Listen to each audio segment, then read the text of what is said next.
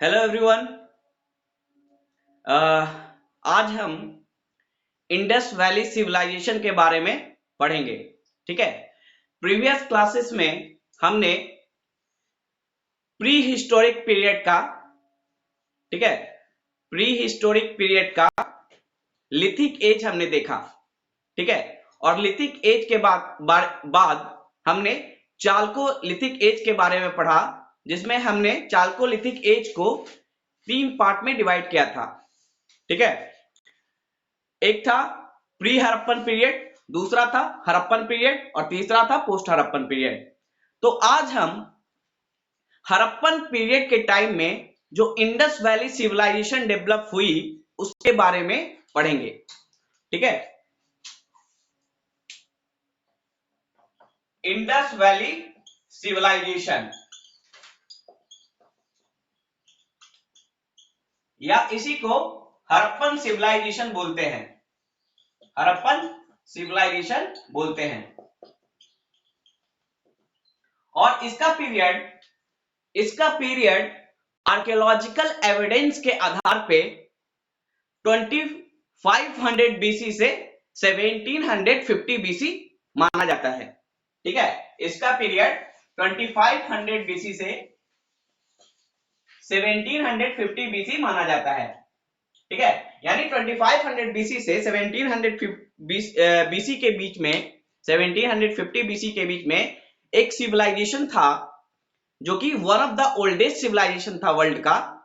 ठीक है, और उस सिविलाइजेशन का असर अभी तक हमें देखने को मिलता है। It was one of the greatest civilization in the world. तो इस सिविलाइजेशन को बोला जाता था हड़प्पन सिविलाइजेशन। ठीक है, जैसा कि हमने चालकोलिथिक पीरियड को 3 पार्ट में डिवाइड किया था, पोस्ट हड़प्पन, प्री हड़प्पन, हड़प्पन और पोस्ट हड़प्पन।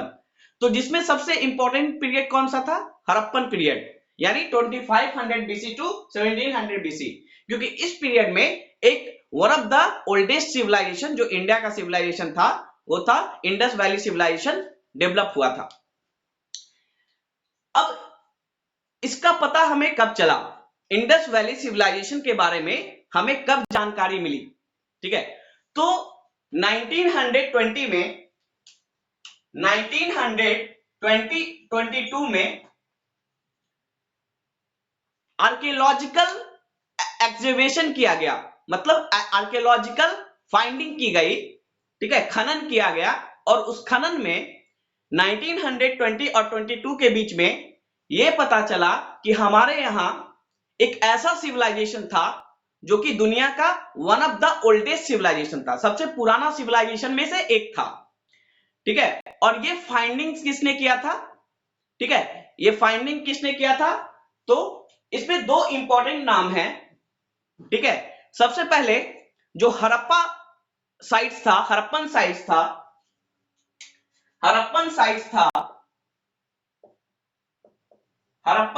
था, उसको दयाराम साहनी ने डिस्कवर किया था। सबसे पहले हड़प्पन साइट्स को दयाराम साहनी ने डिस्कवर किया था, दयाराम साहनी। ठीक है, और जो दूसरा इंपॉर्टेंट साइट था इंडस वैली सिविलाइजेशन का, जो कि मोहनजोदारो है। ठीक है, मोहनजोदारो है, उसकी डिस्कवरी आर.डी. बनर्जी ने की थी, राखलदास बनर्जी ने की थी। राखलदास बनर्जी यानी आर.डी. बनर्जी ने की थी। और इन दोनों साइट्स के एक्सकवेशन से, यानी इन दोनों के साइट्स के खुदाई से हमें यह पता चला कि 2500 बीसी से लेकर 1750 बीसी में इंडिया में, यानी इंडियन सब कॉन्टिनेंट में, इंडियन सब कॉन्टिनेंट का मतलब क्या होता है? इंडियन सब कॉन्टिनेंट का मतलब उसमें पाकिस्तान, अफगानिस्तान, नेपाल, भूटान, ये सारे कंट्रीज इंडियन सब कॉन्टिनेंट में आ जाते हैं।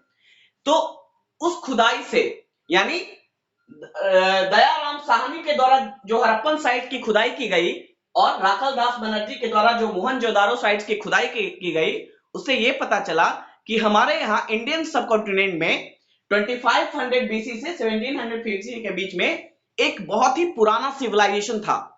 और वो सिविलाइजेशन कैसा था? टाउन कल्चर था। वो सिविलाइजेशन कैसा था? वो डेवलप्ड सिविलाइजेशन था। उस समय टाउन का कंसेप्ट था। तो लोगों में ये इंटरेस्ट जगा कि ये इतनी पुरानी सिविलाइजेशन और वहां पे टाउन कल्चर, तो ये कैसे हो सकता है?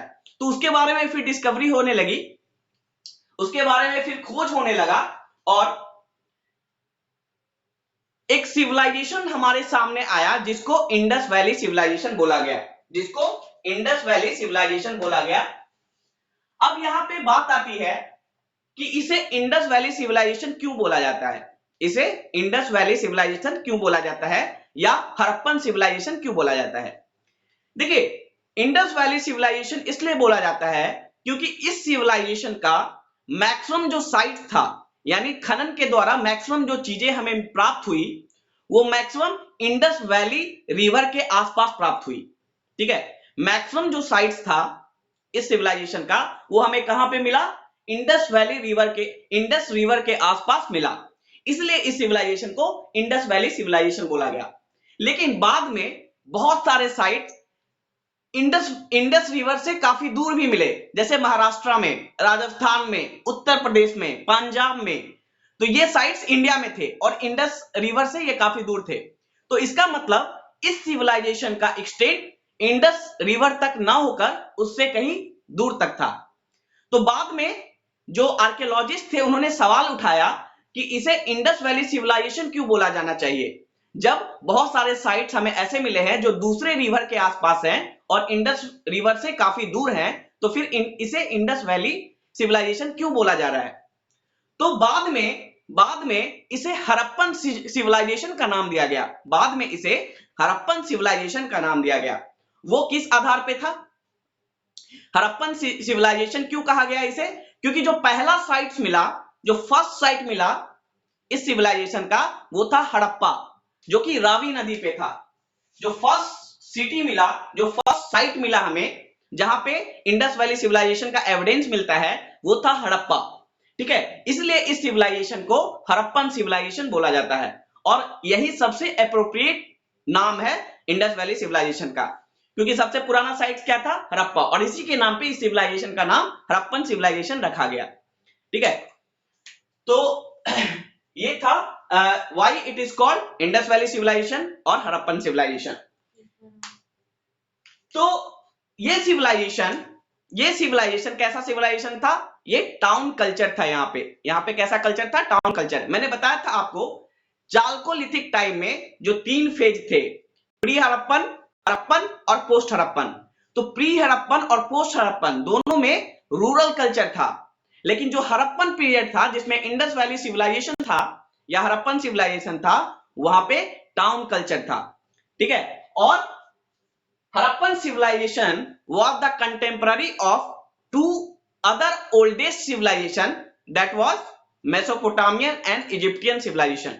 यानी हड़प्पन सिविलाइजेशन के टाइम पे ही 2 और पुराने सिविलाइजेशन थे वर्ल्ड के।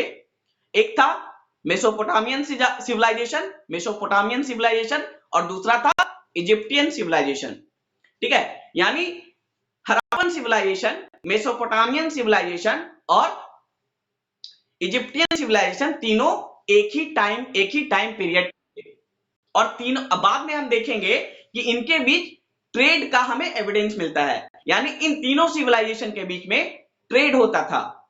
उस समय अर्बन कल्चर इतना फ्लरिश था, इतना अर्बन कल्चर आगे था कि वहां पे ट्रेड होती थी। एग्रीकल्चर तो इससे पहले वाले कल्चर में सिर्फ एग्रीकल्चर होता था, लेकिन ये कल्चर इतना एडवांस था कि यहाँ पे ट्रेड स्टार्ट हुआ था। डिफरेंट कल्चर्स के बीच, डिफरेंट टाउन के बीच ट्रेड होते थे। ठीक है, अब हम देखेंगे इस कल्चर का इवोल्यूशन कैसे हुआ, इस कल्चर का डेवलपमेंट कैसे हुआ। देखिए, कोई भी कल्चर, कोई भी सिविलाइजेशन एकदम से प्रकट नहीं होता है, एकदम से सामने आ गया। 2500 बीसी में ऐसा क्या हुआ कि एकदम से हड़प्पन सिविलाइजेशन हमारे सामने आया और वहां पे टाउन कल्चर आने लगा। तो ऐसा नहीं है। हड़प्पन सिविलाइजेशन का जो विकास हुआ है, जो इवोल्यूशन हुआ है, वो धीरे धीरे हुआ है। जो नियोलिथिक टाइम में जो विलेज कल्चर था, उससे लेकर हड़प्पन कल्चर तक, जो कि एक टाउन कल्चर था, वहां तक सिविलाइजेशन का विकास हुआ। अब देखिए हुआ क्या, क्या इंपॉर्टेंट चेंजेस आए जिसके कारण विलेज कल्चर से हम लोग टाउन कल्चर की तरफ शिफ्ट हुए। मैंने बताया था आपको कि चालकोलिथिक टाइम में, चालकोलिथिक पीरियड में कॉपर का इस्तेमाल स्टार्ट हो चुका था, यानी मेटल का इस्तेमाल स्टार्ट हो चुका था। और मैंने बताया कि कॉपर के बाद और भी सारे मेटल्स का यूज होना स्टार्ट हो गया। कॉपर के बाद ब्रॉन्ज, गोल्ड, सिल्वर, बहुत सारे मेटल्स का इस्तेमाल होना स्टार्ट हो चुका था। और एक इंपॉर्टेंट डिस्कवरी हुई थी प्री हड़प्पन टाइम में, या बोले हड़प्पन पीरियड के शुरुआत में एक इंपॉर्टेंट डिस्कवरी हुई, वो था मेटालर्जिकल वर्क। ठीक है, एक इंपॉर्टेंट डिस्कवरी हुई, वो था मेटालर्जी। मेटालर्जी क्या होता है? मेटालर्जी वह प्रोसेस है जिससे हम मेटल को एक्सट्रैक्ट करते हैं, उसके ओर्स से, ठीक है, उसके मिनरल से हम मेटल्स को निकालते हैं, एक्सट्रैक्ट करते हैं, उसी को कहा जाता है मेटालर्जी। और इस मेटालर्जिकल प्रोसेस के स्टार्ट होने के कारण, इस मेटालर्जी के डिस्कवरी के कारण बहुत सारे मेटल्स की डिस्कवरी हुई। पहले हम स्टोन के टूल्स यूज करते थे, फिर हम चालकोलिथिक की शुरुआत एज में कॉपर्स का इस्तेमाल करने लगे, और जब मेटालर्जी की डिस्कवरी हुई और भी डिफरेंट मेटल सामने आए। ठीक है, और कॉपर और डिफरेंट मेटल्स के डिस्कवरी से क्या हुआ, मेटलर्जी के कारण हमने डिफरेंट मेटल्स की डिस्कवरी की, चाहे वो टिन हो, चाहे ब्रॉन्ज हो, चाहे वो जिंक हो, ठीक है, चाहे वो गोल्ड हो, चाहे वो सिल्वर हो। और इसके कारण हम दो मेटल्स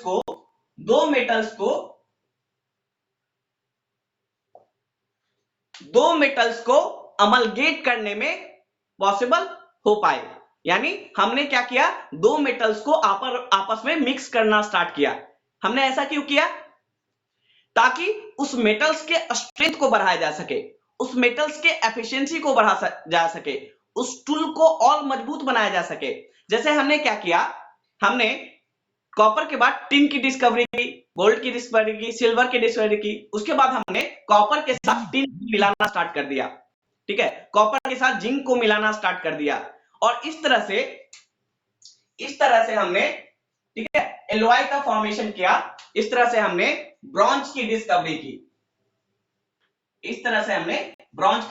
की। डिफरेंट मेटल्स और ब्रॉन्ज की डिस्कवरी के कारण जो हमारे एग्रीकल्चर टूल्स थे वो इतने मजबूत हो पाए, इतने एफिशिएंट हो पाए कि हम उससे एग्रीकल्चर प्रोडक्शन को इनॉर्मस लेवल से बढ़ाने में सक्षम हो पाए। यानी इन टूल्स की मदद से, जो कि डिफरेंट मेटल्स के बने हुए थे, उसके कारण हम प्रोडक्शन को एक इनॉर्मस लेवल से बढ़ाने में सक्षम हो पाए, सक्सेस हो पाए। इससे क्या हुआ, पहले जो प्रोडक्शन होता था सिर्फ सब्सिस्टेंस के लिए होता था, यानी जीवन यापन के लिए सिर्फ प्रोडक्शन की जाती थी एग्रीकल्चर में, यानी उतना ही प्रोड्यूस करेंगे जितना हमें खाना है, जितना हम यूज करते हैं उतना ही प्रोड्यूस करेंगे, क्योंकि हमारे पास वैसे औजार नहीं थे कि जो हम बड़े लेवल पे प्रोडक्शन कर सकते थे। ठीक है, क्योंकि हम स्टोन टूल्स यूज करते थे, और स्टोन टूल्स की मदद से हम उस लेवल पे प्रोडक्शन नहीं कर पाते थे कि हम अपने जीवन यापन से एक्स्ट्रा कुछ बचा सके। लेकिन जैसे ही मेटल्स की डिस्कवरी हुई, जैसे ही मेटलर्जी आया, और जैसे ही हमने दो मेटल्स को मिक्स करना स्टार्ट किया, हमने ऐसे टूल्स बनाना स्टार्ट किया जो कि काफी मजबूत थे, और उससे हम उस प्रोडक्शन को बहुत तेजी से बढ़ा सकते थे। और यही एग्जैक्टली हुआ, जैसे ही इन टूल्स की डिस्कवरी हुई, ये टूल्स बहुत ही मजबूत थे, बहुत ही एफिशिएंट थे। ठीक है, और इन्होंने क्या किया, एग्रीकल्चर में प्रोडक्शन को इनॉर्मस लेवल से बढ़ाया, बहुत ही तेजी से बढ़ाया। इसका मतलब पहले क्या था, लगभग सारे लोग फार्मर्स थे, सारे लोग एग्रीकल्चर एक्टिविटी में इन्वॉल्व थे, ताकि वो प्रोड्यूस करके अपना जीवन यापन कर सके, मतलब खाने के लिए प्रोड्यूस कर सके। अब क्या हुआ, अब नॉन एग्रीकल्चर पीपल भी होने लगे, यानी बहुत सारे लोग अब नॉन एग्रीकल्चर एक्टिविटी में शामिल होने लगे। क्यों? क्योंकि जो एग्रीकल्चर प्रोडक्शन इतना ज्यादा हो गया था कि जो एग्रीकल्चर पीपल थे, जो फार्मर्स थे, वो दूसरे लोगों के लिए भी प्रोड्यूस करना स्टार्ट कर दिए। तो दूसरे लोग क्या करने लगे? दूसरे लोग एग्रीकल्चर एक्टिविटी से हटके दूसरे एक्टिविटी करने लगे, क्योंकि उन्हें खाना मिल रहा था। क्योंकि पहले क्या होता था, सारे लोग सिर्फ उतना ही प्रोड्यूस करते थे जितना वो खुद खा सके, इसलिए सब लोग अपना अपना प्रोड्यूस करते थे। अब क्या हो रहा है? कुछ फार्मर्स इतना प्रोड्यूस कर रहे हैं कि वो सारे लोगों के लिए प्रोड्यूस कर रहे हैं। तो कुछ लोग क्या करने लगे? एग्रीकल्चर एक्टिविटी से हटके कुछ दूसरा काम करने लगे। और उनके लिए खाना कौन प्रोड्यूस करता था? जो एग्रीकल्चर मैन होते थे, जो फार्मर्स होते थे। यानी अब पीपल दूसरे एक्टिविटी में भी इन्वॉल्व होने लगे, जैसे आर्टिशन, एडमिनिस्ट्रेटर, ट्रेडर्स। अब लोग क्या करने लगे? ट्रेड करने लगे। अब वो पेंटिंग करने लगे, अब वो चीजों को बनाने लगे, मैन्युफैक्चरिंग करने लगे। कुछ लोग एडमिनिस्ट्रेशन में गए, ठीक है। यानी डिफरेंट कम्युनिटी का यहां पे जन्म हुआ अपार्ट फ्रॉम एग्रीकल्चर कम्युनिटी। और इसके कारण एक और चीज हुई, एक तो डिफरेंट कम्युनिटी डेवलप हुए, आर्टिशन डेवलप हुए, एडमिनिस्ट्रेटर डेवलप हुए, ठीक है, ट्रेडर्स डेवलप हुए। और दूसरा, इस एग्रीकल्चर एनॉर्मस जो हमारा एग्रीकल्चर प्रोड्यूस हो रहा था, उसके कारण हमारे पास सरप्लस अनाज और हमारे पास सरप्लस धन आने लगा, ठीक है, मनी हमारे पास बहुत ज्यादा आने लगा। तो हमने क्या स्टार्ट किया? हमने ट्रेड करना स्टार्ट किया, दूसरे जगह से ट्रेड करना स्टार्ट किया। यानी पहले जो सिविलाइजेशन था वो क्लोज था ना, कोई वहां पे ट्रेड नहीं होता था, वो जो भी प्रोड्यूस करते थे कंज्यूम करते थे। अब क्या हुआ? हमारे पास सरप्लस धन था, तो हमने क्या किया? दूसरे जगह से मेटल्स खरीदने लगे और अपना अनाज दूसरे जगह बेचने लगे। उस अनाज को बेचकर हम वहां से मेटल्स खरीदने लगे और उस मेटल्स का हमने माला बनाया, ठीक है, हमने टूल्स बनाया। तो हमने दूसरे सिविलाइजेशन के साथ ट्रेड करना स्टार्ट कर दिया, ठीक है। अब चूंकि दूसरे सिविलाइजेशन के साथ हमने ट्रेड करना स्टार्ट कर दिया, यानी हमारी इकोनॉमी बढ़ने लगी, हमारा इनकम बढ़ने लगा। और आपको पता है कि जब इनकम बढ़ता है तो कई चीजों का डिमांड बढ़ता है, तो डिमांड बढ़ने लगा और इस तरह से एक अर्बन कल्चर डेवलप हुआ। अर्बन कल्चर का मतलब क्या होता है? अर्बन कल्चर का मतलब होता है कि जहां पे एग्रीकल्चर के साथ साथ दूसरे तरह की एक्टिविटीज भी हो। तो हड़प्पन से पहले क्या था? सिर्फ एग्रीकल्चर एक्टिविटी था, सिर्फ फार्मिंग होती थी। लेकिन अब फार्मिंग के साथ साथ दूसरी एक्टिविटी भी होने लगी, जैसे कि आर्टिशन डेवलप होने लगे, ठीक है, आर्टिफैक्ट्स बनने लगे, उसके मैन्युफैक्चरिंग होने लगा, मोतियों का मैन्युफैक्चरिंग होने लगा, बैंगल्स का मैन्युफैक्चरिंग होने लगा, टॉयज का मैन्युफैक्चरिंग होने लगा और साथ ही साथ ट्रेड भी होने लगा। तो इस तरह से एक अर्बन कल्चर डेवलप हुआ जहां पे एग्रीकल्चर एक्टिविटी के साथ साथ दूसरे तरह की एक्टिविटी भी होती थी। और इस तरह से हमने देखा कि कैसे हड़प्पन कल्चर में अर्बन कल्चर डेवलप हुआ, ठीक है। और हमने इजिप्टियन और मेसोपोटामियन कल्चर के साथ, मेसोपोटामियन सिविलाइजेशन के साथ ट्रेड करना स्टार्ट कर दिया था। जैसे हम कॉटन हमारे यहाँ ग्रो होता था, तो हम कॉटन दूसरे सिविलाइजेशन से बेचते थे, वहां से हम दूसरे मेटल्स लेकर आते थे या दूसरे प्रेशस स्टोन लेके आते थे, उसका मैन्युफैक्चरिंग करते थे और फिर उसको मार्केट में बेचते थे, ठीक है। तो इस तरह से एक अर्बन कल्चर डेवलप हुआ और इसका हमारे लिविंग स्टैंडर्ड पे क्या असर हुआ वो हम आगे के सेक्शन में देखेंगे। इस अर्बन कल्चर का हमारे लिविंग स्टैंडर्ड पे क्या हुआ असर, वो हम आगे के सेक्शन में अभी देखेंगे कि कैसे हाउस का फॉर्मेशन होने लगा, कैसे जो रोड का फॉर्मेशन हुआ, ड्रेनेज सिस्टम अच्छा डेवलप हुआ, ये सारी चीजें हम अभी देखेंगे। ओके, तो नेक्स्ट आते हैं हम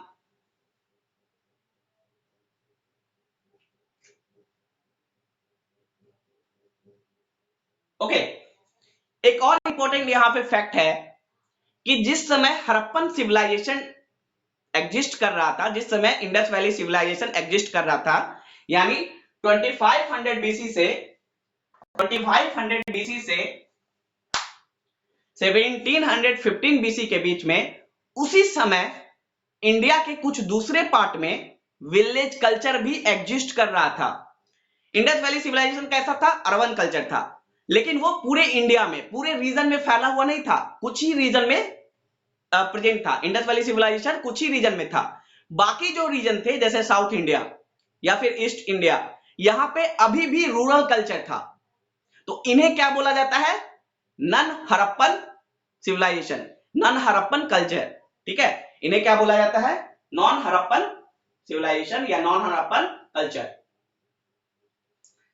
ठीक है, नॉन हड़प्पन चालकोलिथिक कल्चर, जहां पे उसी टाइम में रूरल कल्चर था, उसे बोला जाता है नॉन हड़प्पन चालकोलिथिक कल्चर। अब यहां पे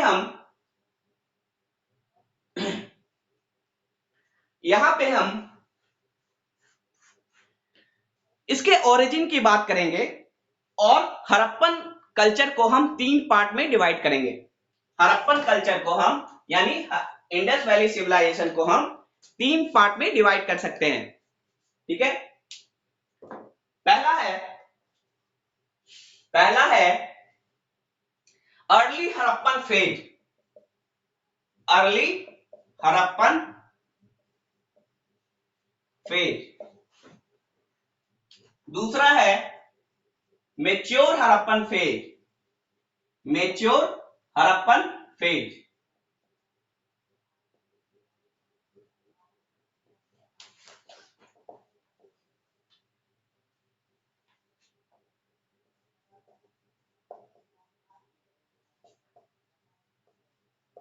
ठीक है, दूसरा है मैच्योर हड़प्पन फेज और तीसरा है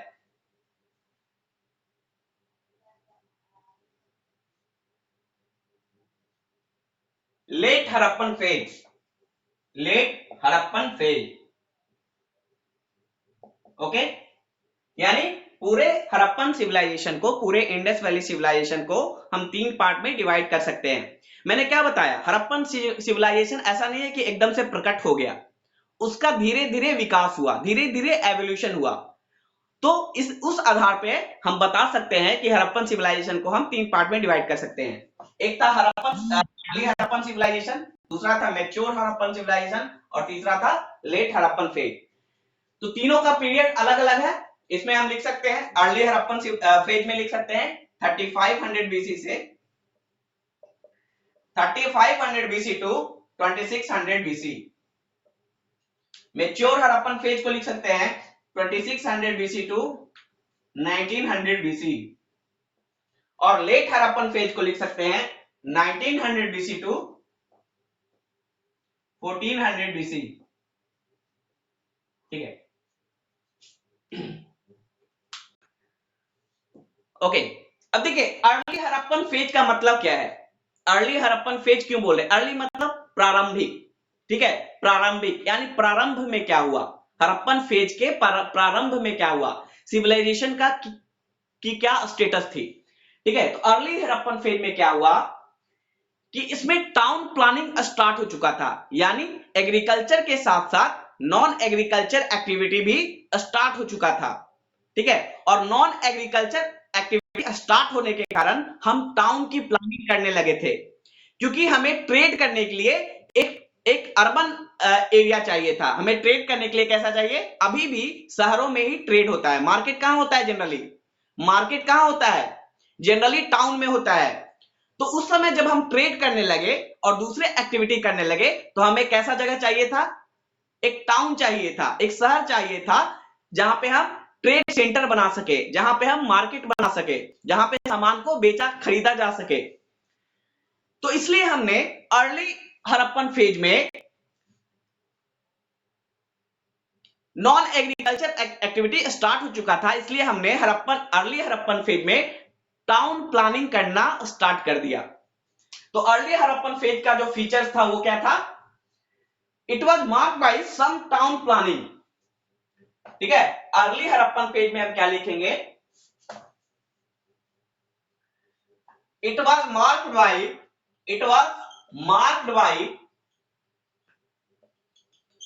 सम टाउन प्लानिंग, यानी टाउन की प्लानिंग हम लोग करने लगे थे। अभी एक्चुअल टाउन डेवलप नहीं हुआ था, लेकिन हम प्लानिंग करने लगे थे कि टाउन होना चाहिए, मार्केट होना चाहिए। जहां पे ट्रेड सेंटर हो सकता है। तो इस तरह से हम टाउन प्लानिंग करने लगे थे। In the form of mud structures, in the form of mud structure,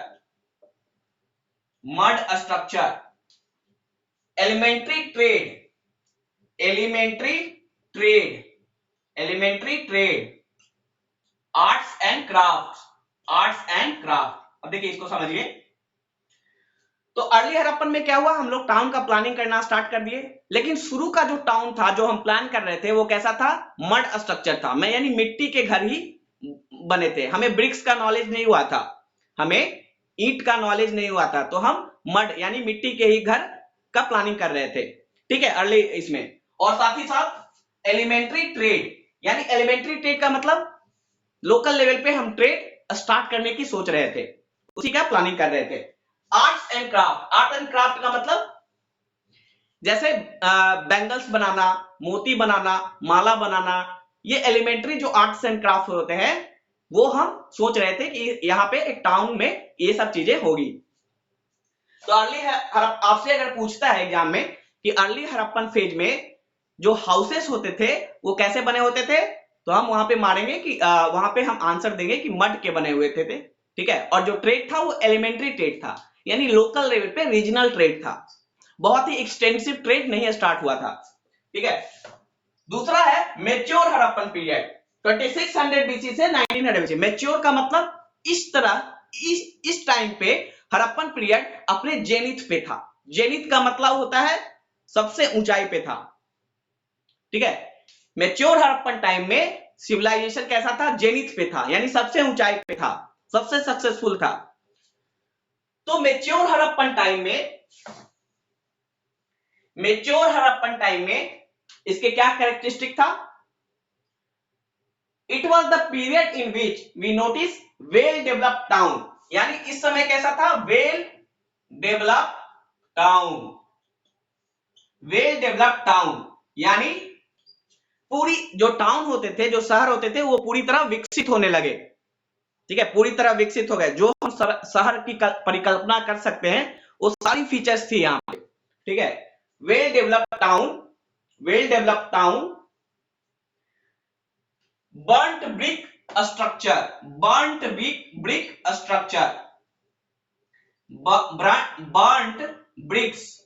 BRICS का मतलब होता है ईंटा को पका हुआ ईंटा। ईंट का निर्माण कैसे होता है, मिट्टी को पका के हम ईंट बनाते हैं। तो उस समय भी मैच्योर हड़प्पन फेज में जो ईंट यूज होता था वो बर्न्ट ब्रिक्स था, यानी मिट्टी को पका के जैसा हम अभी यूज करते हैं ब्रिक्स को, वैसा ब्रिक्स उस टाइम यूज होता था। और ये पहला सिविलाइजेशन था, इंडस वैली सिविलाइजेशन, जहां पे बर्न्ट ब्रिक्स यूज हो रहा था। ये दुनिया में पहला ऐसा सिविलाइजेशन था, इतना विकसित सिविलाइजेशन था कि वहां पे बर्न्ट ब्रिक यूज होने लगा, यानी पकी हुई ईंट का हम घर बनाने लगे, जो कि अभी भी हम वही करते हैं। तो सोचिए उस समय इतने साल पहले हम इसकी डिस्कवरी कर चुके थे। ठीक है, well developed town, burnt bricks structures. ठीक है, और जो तीसरा फीचर था इसका, इनलैंड एंड फॉरेन ट्रेड, हमने विदेशों के साथ ट्रेड करना स्टार्ट कर दिया था, जैसे ईरान के साथ, मेसोपोटामियन सिविलाइजेशन के साथ, इजिप्टियन सिविलाइजेशन के साथ हमने ट्रेड करना स्टार्ट कर दिया था। इनलैंड एंड फॉरेन ट्रेड इस अर्ली फेज में कैसा ट्रेड था, एलिमेंट्री ट्रेड था। एलिमेंट्री मतलब बस कुछ सामानों का खरीद बिक्री होती थी। ठीक है, वो भी रीजनल लेवल पे। लेकिन मैच्योर हड़प्पन फेज में हमने क्या किया, इनलैंड और फॉरेन ट्रेड स्टार्ट कर दिया, मतलब इंडस वैली सिविलाइजेशन के ही एक सिटी से दूसरे सिटी के साथ, और साथ ही साथ दूसरे सिविलाइजेशन के साथ, यानी विदेशों के साथ हम ट्रेड करना स्टार्ट कर चुके थे। तो ये सारे फीचर्स थे मैच्योर हड़प्पन सिविलाइजेशन के। अब तीसरा है letter Harappan civilisation.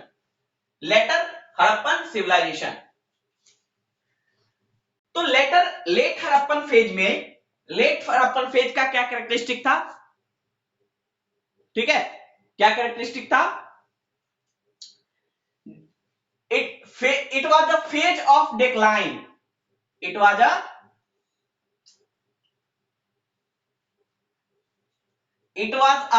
phase of decline.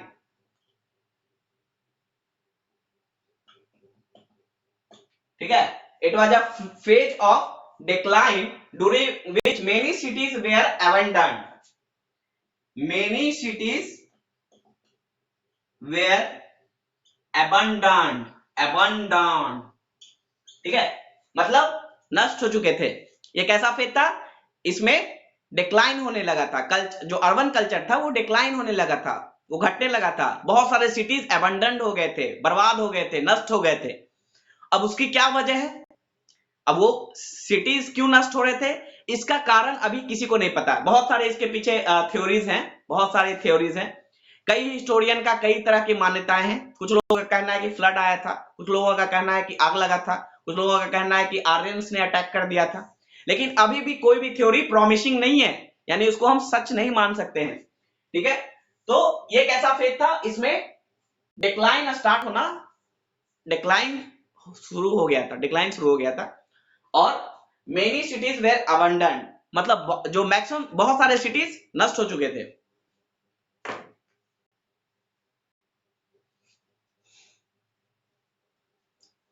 यानी लेटर हड़प्पन फेज में क्या हुआ कि धीरे धीरे जो अर्बन ट्रेड्स हैं, यानी जो शहरी होने का जो गुण है वो धीरे धीरे खत्म होने लगा था. ट्रेड खत्म हो रहे थे, सिटीज खत्म हो रहे थे, फिर से हम रूरल कल्चर की तरफ बढ़ रहे थे. मैंने बताया था कि हड़प्पन पीरियड के बाद पोस्ट हड़प्पन पीरियड आया और उसमें हम फिर से रूरल कल्चर की तरफ चले गए. ठीक है, और इतना जो ग्लोरियस सिविलाइजेशन था हमारा वो नष्ट हो गया, वो इतिहास के पन्नों में दबकर रह गया. ओके,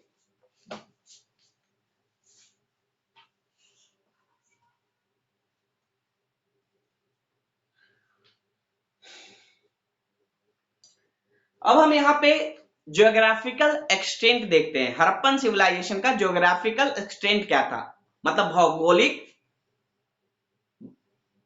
एक्सटेंट क्या था, मतलब कहां कहां वो फैला हुआ था, किस किस जगहों पे वो प्रेजेंट था, कहां से कहां हड़प्पन सिविलाइजेशन के शहर थे.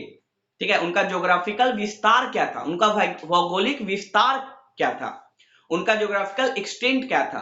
ठीक है, तो यहां पढ़ेंगे जियोग्राफिकल एक्सटेंट, यानी भौगोलिक विस्तार. ठीक है, यानी वो कहां से कहां किस रीजन में प्रेजेंट थे. तो इंपॉर्टेंट जो रीजन है वो है राजस्थान, यानी जनरली वेस्टर्न इंडिया में प्रेजेंट थे, या फिर पाकिस्तान या अफगानिस्तान में ये प्रेजेंट थे. Western India, Pakistan, Afghanistan. ठीक है, ये सारे रीजन में ये प्रेजेंट थे. तो Rajasthan, Punjab,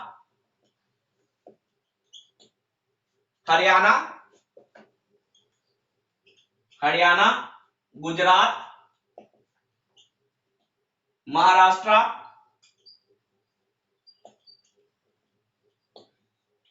western Uttar Pradesh, western UP कौन सा यूपी है? यूपी का कौन सा भाग है? Western UP.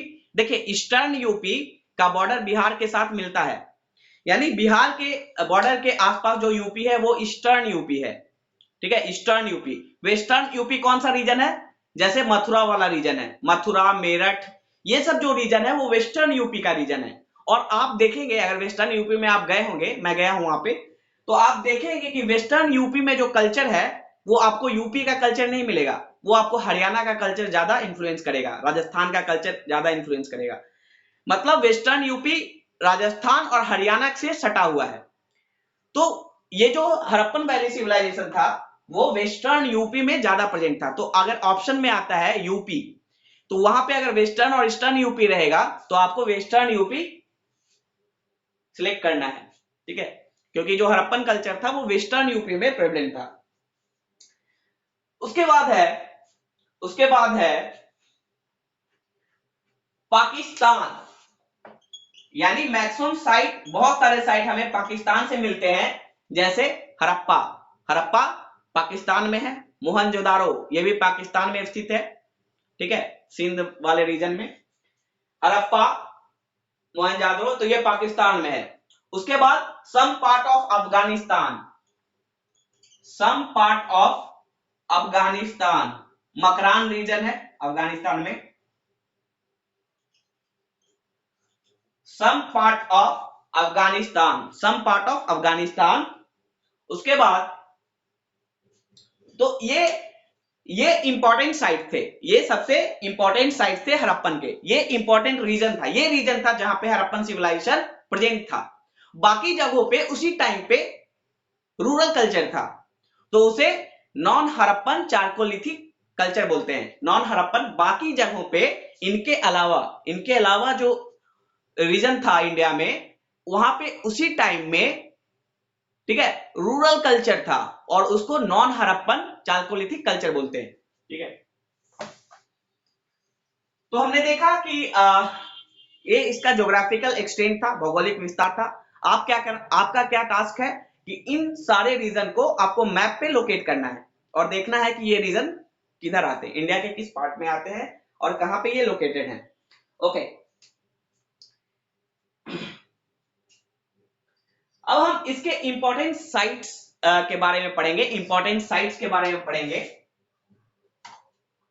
इंपॉर्टेंट साइट्स मैंने बताया था आपको, साइट्स का मतलब होता है जहां पे इसके बारे में हमें एक्सकवेशन में बहुत सारे फाइंडिंग्स मिले हैं और वो इसके बारे में इंफॉर्मेशन देते हैं, उसको साइट्स बोला जाता है, खनन साइट, ठीक है। तो हड़प्पन साइट्स के बारे में हम पढ़ेंगे अभी, हड़प्पन साइट्स।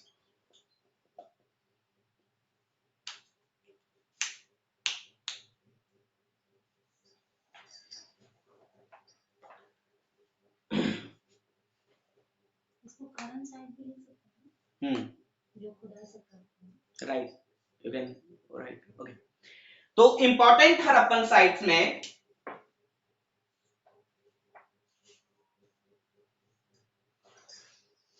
लिखिए, सबसे पहले हड़प्पा, हड़प्पा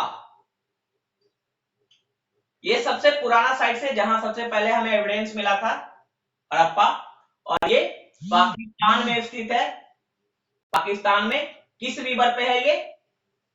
रावी रिवर पे, रावी रिवर पे, रावी नदी पे, रावी नदी पे, ठीक है।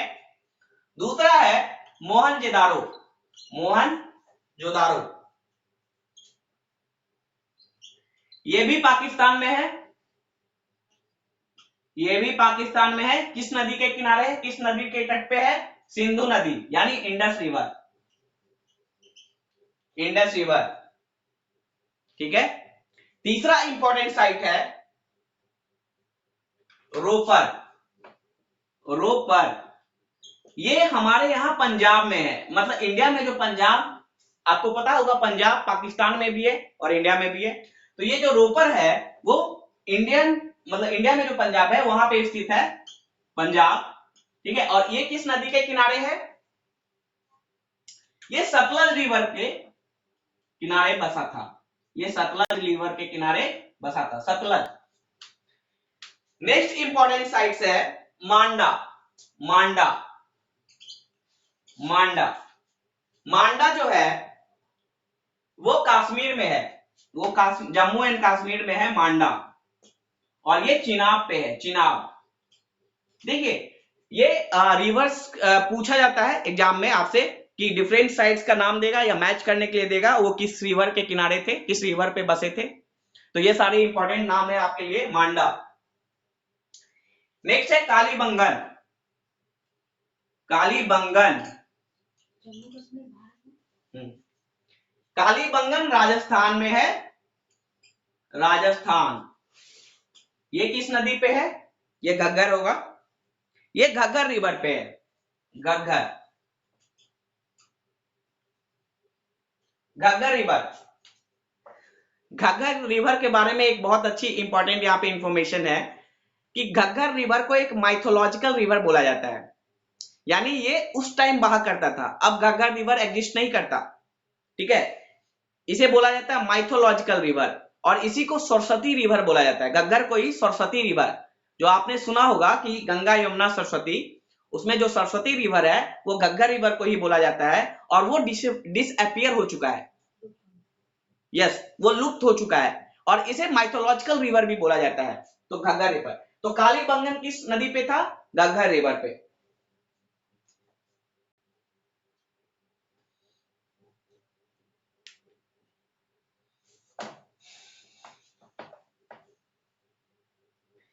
नेक्स्ट जो हमारा इंपॉर्टेंट साइट्स है, नेक्स्ट जो इंपॉर्टेंट साइट्स है वो है लोथल। लोथल ये गुजरात में है, ये गुजरात में स्थित है, और ये किस नदी के किनारे था? भोगवा रिवर। भोगवा, भोगवा रिवर, स्पेलिंग आप देख लीजिएगा, हो सकता है मिसमैच भी करे। भोगवा रिवर, भोगवा रिवर, ठीक है। लोथल किसके किनारे है? भोगवा रिवर के किनारे। नेक्स्ट इंपॉर्टेंट साइट्स है सुतका जेंडर। सुतका जेंडर ये शायद गुजरात में है। सुतका जेंडर, अगर किसी को कुछ आपत्ति हो तो वो बता सकते हैं। सुतका जेंडर ये गुजरात में है, ये भी, ठीक है।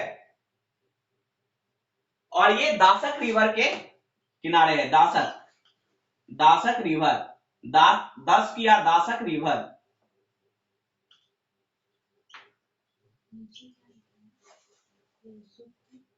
सुतका जेंडर, सुतका जेंडर,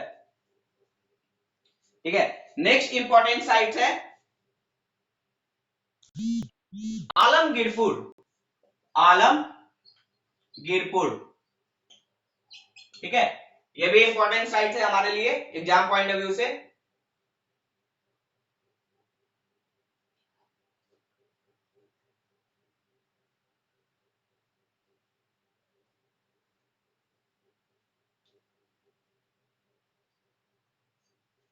ठीक है, आलमगीरपुर।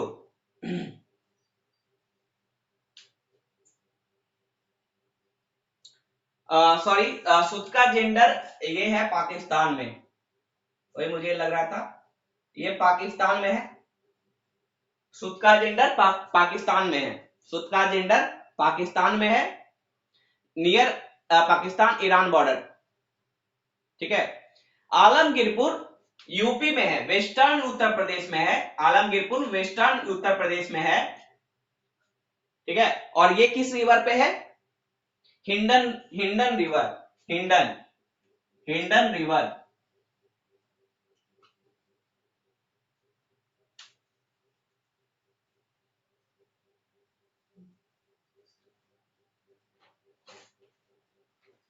ठीक है।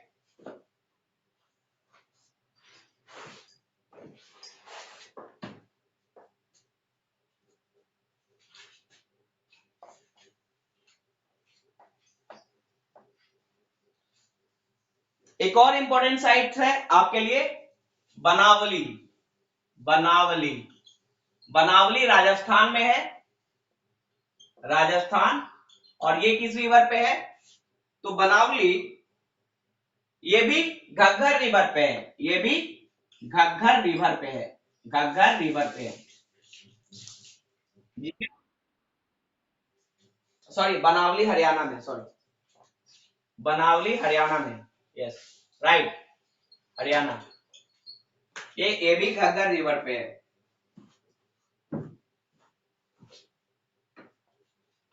एक और इंपॉर्टेंट साइट है कॉट डीजी।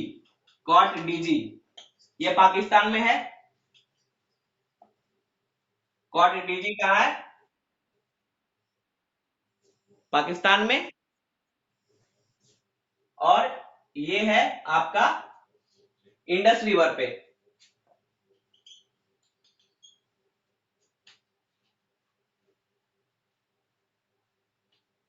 ओके, तो ये सारे कुछ इंपॉर्टेंट साइट्स हैं। कुछ साइट्स छूट गया होगा तो वो बुक में आपको मिल जाएगा। हाँ, एक और इंपॉर्टेंट साइट्स है चांद हुदारो। चांद हुदारो ये भी पाकिस्तान में है, और ये इंडस रिवर पे है। ये इंडस रिवर पे है, चान हुदारो। ओके, तो these are some important sites of Harappan civilization, जहां से हमें इंपॉर्टेंट फाइंडिंग्स मिले हैं, और क्या क्या मिला है हमें वो हम आगे के सेक्शन में पढ़ेंगे कि हमें इन सारी साइट से क्या क्या इंपॉर्टेंट हमें एक्सकवेशन या एविडेंस प्राप्त हुए हैं। ठीक है, तो नेक्स्ट हम पढ़ते हैं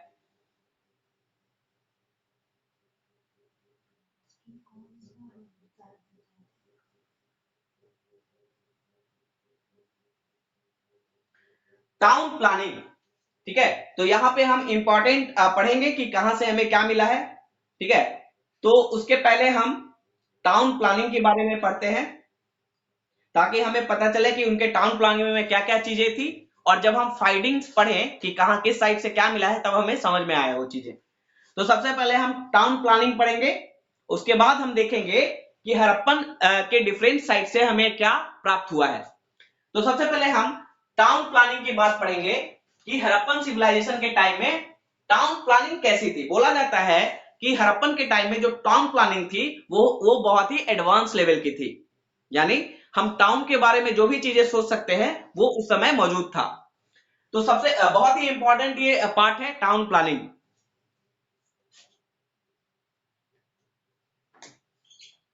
टाउन प्लानिंग, ओके, तो टाउन प्लानिंग में सबसे इंपॉर्टेंट फीचर क्या था?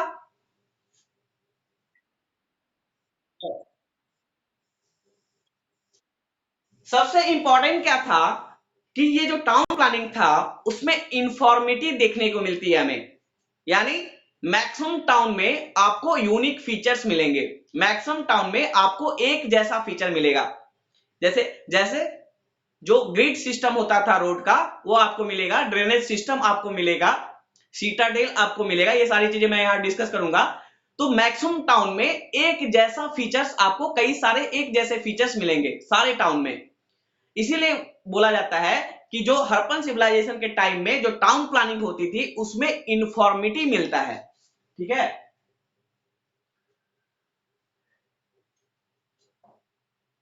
यानी town planning, town planning during Harappan civilization, Harappan civilization was marked by was marked by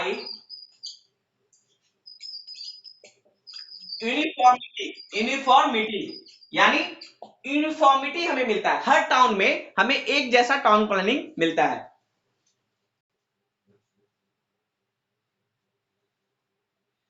क्या क्या हमें यूनिफॉर्मिटी मिलता है, यानी सारे टाउन से हमें कुछ कॉमन फीचर्स मिलते हैं। ठीक है, तो कॉमन फीचर्स में हमें लिखेंगे हम यहां पे all the major cities, all the major cities, all the major cities, all the major sites या cities,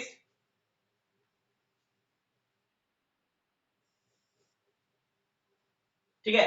क्या क्या कॉमन फीचर्स था टाउन प्लानिंग में, यहां पे हेडिंग दे सकते हैं आप लोग, कॉमन फीचर्स। कॉमन फीचर्स मतलब जो इंफॉर्मेटिव हमें देखने को मिला, जो कॉमन फीचर हर शहर में हमें देखने को मिला, उसमें सबसे पहला था, उसमें सबसे पहला था, सबसे पहला फीचर था कि all the cities, all the cities,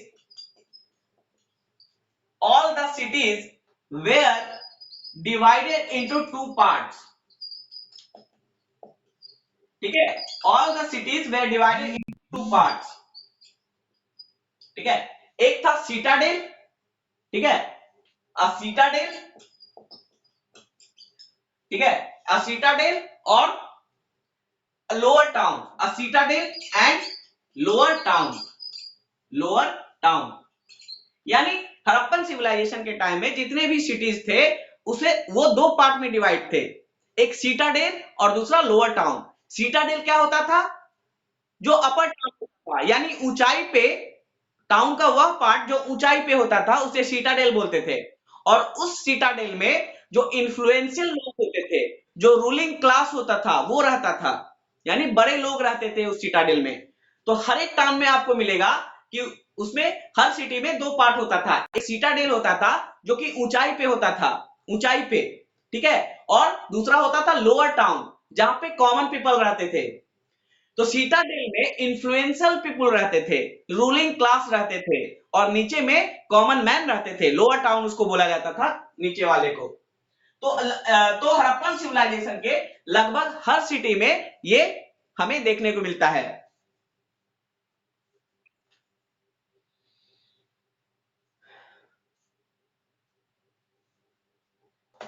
ठीक है, तो सीटाडेल में क्या होता था? तो सीटाडेल में हमें लार्ज स्ट्रक्चर्स देखने को मिलते थे। सीटाडेल में लार्ज स्ट्रक्चर्स देखने को मिलते थे, यानी लार्ज बिल्डिंग्स हमें देखने को मिलते थे जहां पे एडमिनिस्ट्रेटिव फंक्शन परफॉर्म किया जाता था, यानी वहां से एडमिनिस्ट्रेशन होता था। ठीक है, वहां से पूरे सिटीज का एडमिनिस्ट्रेशन संभाला जाता था, या फिर वहां पे कुछ रिचुअल्स होते थे। ठीक है, यानी सिटी दो पार्ट में डिवाइड था, सीटाडेल और लोअर टाउन। लोअर टाउन में कॉमन मैन रहते थे, सीटाडेल में इन्फ्लुएंशियल पीपल रहते थे जो कि एडमिनिस्ट्रेशन में पार्टिसिपेट करते थे। यानी सीटाडेल पे हमें बहुत बड़े बड़े लार्ज स्ट्रक्चर्स मिले हैं, जिसका मतलब होता था कि वहां पे एडमिनिस्ट्रेटिव फंक्शन परफॉर्म किया जाता था या कोई रिचुअल्स परफॉर्म किया जाता था। ठीक है, क्लियर? और जो रेसिडेंशियल बिल्डिंग था यानी जो आवास थे जहां पे लोग रहते थे, कॉमन लोग रहते थे, वो हमें वो कहां पे होता था? लोअर टाउन में। लोअर टाउन में रेसिडेंशियल बिल्डिंग होते थे, और सीटाडेल में administrative blocks, large structure administrative blocks जहां से एडमिनिस्ट्रेशन किया जाता था। ठीक है, अंडरस्टूड? दूसरा दूसरा इंपॉर्टेंट फीचर्स था, दूसरा कॉमन फीचर्स था, यानी हड़प्पन सिविलाइजेशन के सारे सिटीज में दूसरा कॉमन फीचर्स था, वो था कि the streets intersect each other at right angle. The streets intersect each other, the street intersects each other at right angle, और इसी को बोला जाता है street intersect each other at right angle in criss-cross pattern,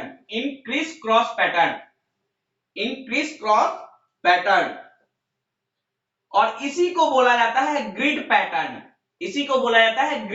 pattern. यानी streets कैसे थे, गलियां कैसी थी, रोड कैसे थे? ग्रिड पैटर्न में थे। ग्रिड पैटर्न क्या होता है? जहां पे एक रोड दूसरे रोड को 90 डिग्री पे क्रॉस करे। ठीक है, जहां पे एक रोड दूसरे स्ट्रीट को 90 डिग्री पे कट करे, उसको ग्रिड पैटर्न बोलते हैं। ठीक है, जैसे कि एक रोड आ रहा है, यहां से एक स्ट्रीट आ रहा है, जो दूसरा स्ट्रीट होगा वो इसे 90 डिग्री पे कट करेगा, दूसरा स्ट्रीट होगा इसे 90 डिग्री पे, इस तरह से। तो ये जो पैटर्न होता है उसे बोलते हैं ग्रिड पैटर्न, जहां पे एक स्ट्रीट दूसरे स्ट्रीट को 90 डिग्री पे कट करता है, क्रिस क्रॉस पैटर्न में, उसे ही हम ग्रिड पैटर्न बोलते हैं। तो हड़प्पन सिविलाइजेशन के लगभग प्रत्येक शहर से हमें स्ट्रीट का एविडेंस मिला है, वो ग्रिड पैटर्न में मिला है। ये दूसरा सबसे इंपॉर्टेंट कॉमन फीचर्स था वहां के शहरों का। अंडरस्टूड? नेक्स्ट जो इंपॉर्टेंट कॉमन फीचर्स था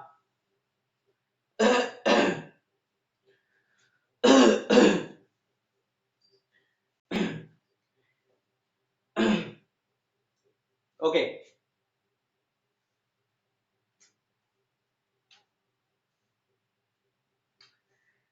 the houses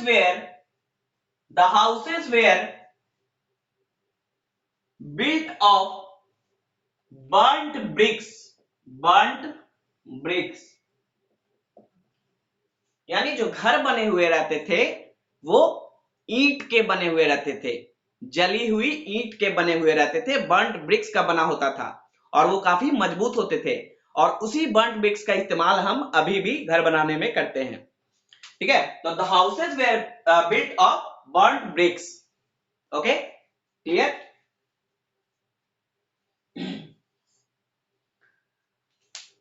अब ये रूम कैसे होते थे? The houses were the bigger houses had many rooms. The bigger houses had many rooms. कई सारे कमरे होते थे घर में। जो बड़ा घर रहता था उसमें कई सारे कमरे होते थे और सराउंडिंग ए स्क्वायर कोर्टयार्ड, एक आंगन होता था। कोर्टयार्ड मतलब एक आंगन होता था और उसके चारों तरफ कमरे होते थे। आप गांव जाएंगे तो आप देखेंगे बड़े बड़े घरों में कि बीच में एक आंगन होता है, उसके चारों तरफ से रूम होता है। तो हड़प्पन सिविलाइजेशन में जो हमें हाउस मिला है, जो बड़े घर होते थे वो इसी टाइप के होते थे कि बीच में एक कोर्टयार्ड होता था, एक आंगन होता था और उसके चारों तरफ कमरे होते थे। ठीक है, कई सारे कमरे होते थे। और these houses were provided with private wells. These houses were provided with private wells. यानी हर घर में एक कुआं होता था। मैक्सिमम घर में, हर घर में एक कुआं होता था। यानी वाटर मैनेजमेंट सिस्टम काफी एफिशिएंट था। यानी किसी भी घर को पानी की कमी ना हो, इसके लिए प्राइवेट वेल्स होते थे। प्राइवेट वेल्स का मतलब जो कुएं होते थे वो पब्लिक नहीं होते थे, वो उसपे किसी ना किसी का अधिकार होता था, वो सबके लिए अलग अलग कुआं होता था। ठीक है, यानी लगभग हर घर में प्राइवेट वेल्स थे। ओके, ठीक है, तो हर घर में प्राइवेट वेल्स, किचन और बाथरूम, मतलब प्रत्येक घर में आपको कुआं मिलेगा, बाथरूम मिलेगा और किचन मिलेगा। ठीक है, यानी वहां के जो हाउसेस होते थे उनका इंटीरियर डिजाइनिंग बहुत ही बढ़िया होता था।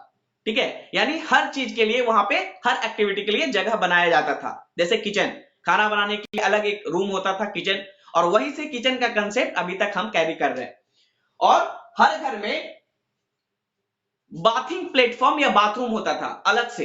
ठीक है, यानी वो हाइजीन पे बहुत ज्यादा ध्यान देते थे, वो सफाई पे बहुत ज्यादा ध्यान देते थे। ठीक है, बाथिंग एक्टिविटी के लिए वो अलग स्पेस बना के रखे थे। ओके, और हमें हड़प्पन साइट से कई आकार के घर मिले हैं, बड़े घर, छोटे घर, मिडिल साइज के घर। इसका मतलब वहां पे डिफरेंट पीपल डिफरेंट साइज के घर में रहते थे। जो रिच पीपल होते थे, जो अमीर आदमी होते थे, वो बड़े घरों में रहते थे। जो गरीब लोग होते थे वो छोटे घरों में रहते थे। ठीक है,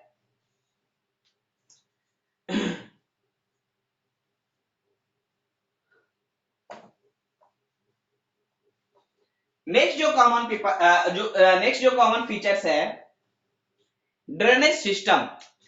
ठीक है, नेक्स्ट जो कॉमन फीचर्स है ड्रेनेज सिस्टम। तो drainage system of Harappan were इलॉबरेट।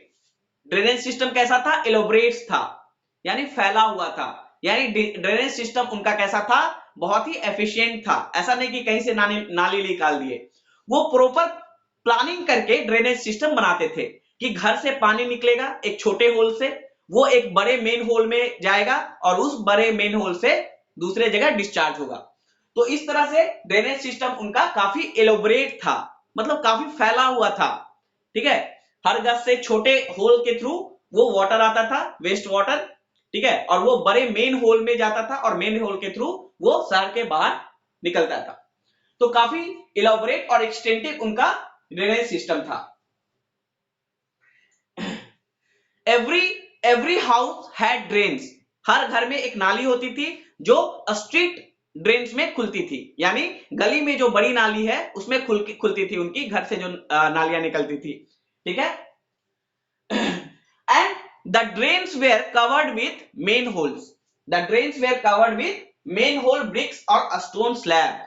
यानी ड्रेनेज को, नालियों को ढकने की उनकी व्यवस्था थी। यानी उस समय वो क्या बोलते हैं, क्लीननेस थे, मतलब क्लीननेस के प्रेमी थे, ठीक है। वो कैसे थे? हाइजीनिक पीपल थे, हाइजीन पे काफी ध्यान देते थे। वो उनकी नालियां